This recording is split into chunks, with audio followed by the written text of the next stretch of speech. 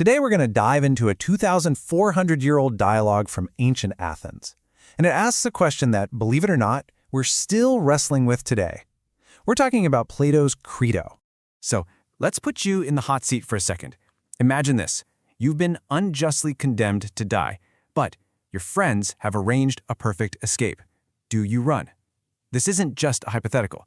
This is the exact dilemma facing the philosopher Socrates, sitting in a prison cell, just days away from his execution.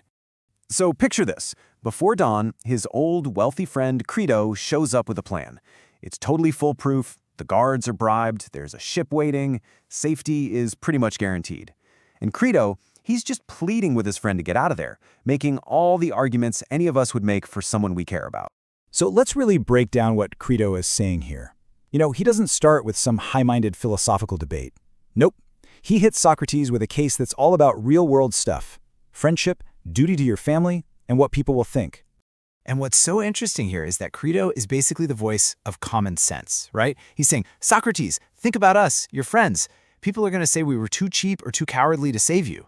And then he goes for the gut punch. You're abandoning your kids. You're just handing a victory to your enemies. These aren't abstract ideas. These are powerful, real-world arguments about harm and what you owe to people. But here's the thing. Socrates isn't interested in any of that. He's not moved by common sense or what other people might think. Instead, he does this brilliant pivot. He just completely changes the conversation and pushes Crito away from all these emotional arguments to focus on one single critical question. What is the right thing to do? Socrates basically reminds Crito of something they've talked about a million times. He says, look, if you were sick, you wouldn't ask a random crowd for medical advice, would you? Of course not. You'd go to a doctor, an expert. So, why on earth would we listen to the many when it comes to something as important as justice? The only opinion that matters is the opinion of the one who actually understands what is just and what isn't. And this leads to his main point, which is absolutely crucial. For Socrates, the goal isn't just to live, it's to live a good life. And what does a good life mean to him? It means a life that is just and honorable. And just like that, the entire problem gets reframed. It's not about, how do I save my own skin anymore? The only question left is, would it be just for me to escape? Okay, so building on that idea, Socrates lays down two ground rules, and he gets Crito to agree to them. Rule number 1, you must never, ever intentionally do something wrong. Rule number 2, you can't return a wrong for a wrong. So no retaliation, even if you feel like you've been wronged first. It's just not a just action. Crito says, yeah, okay, that makes sense. And boom, he's just walked right into a philosophical trap. Now we get to the most famous part of this whole dialogue. This is where the argument really hits its climax.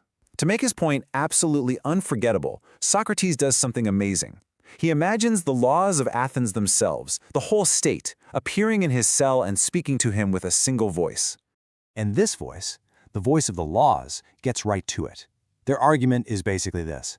Socrates, if any one person can decide to just ignore a court's ruling, then what's the point of us? The whole system collapses.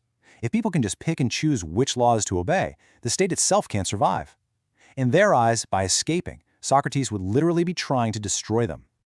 What we're hearing here is actually one of the very first expressions of an idea we now call the social contract.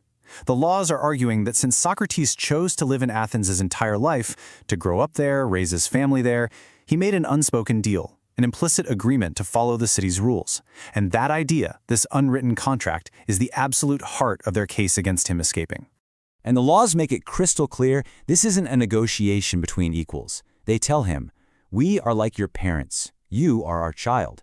He owes them the kind of respect and obedience a kid owes their parents. They point out he had 70 years to pack up and leave if he didn't like the rules, but he chose to stay. So as they see it, he only had two legitimate choices: obey them or try to persuade them that they're wrong. Running away? That's not one of the options.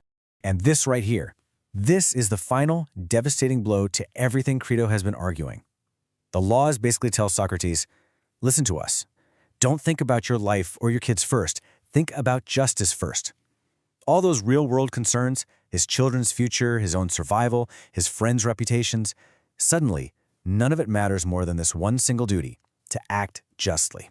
So, in the end, Socrates stays. He drinks the hemlock. It's important to know he argued that he wasn't a victim of the laws themselves, but of the people who used them unjustly. But that still leaves us with a huge question. Why does this argument from 2,400 years ago about one man's decision still feel so incredibly relevant today? Well, because the ideas in the Crito basically laid the groundwork for centuries of political philosophy. You can literally trace a line from this dialogue to thinkers like Thomas Hobbes, who argued we trade some freedom for security. Then you've got John Locke, who said, hey, if the government doesn't protect our rights, we can overthrow it. And later, Rousseau, who talked about a contract based on the general will.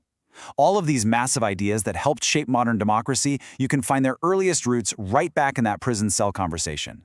You know, at the end of the day, this dialogue just forces us to face this really uncomfortable, timeless question. Where do we draw the line between our own conscience and the authority of the state?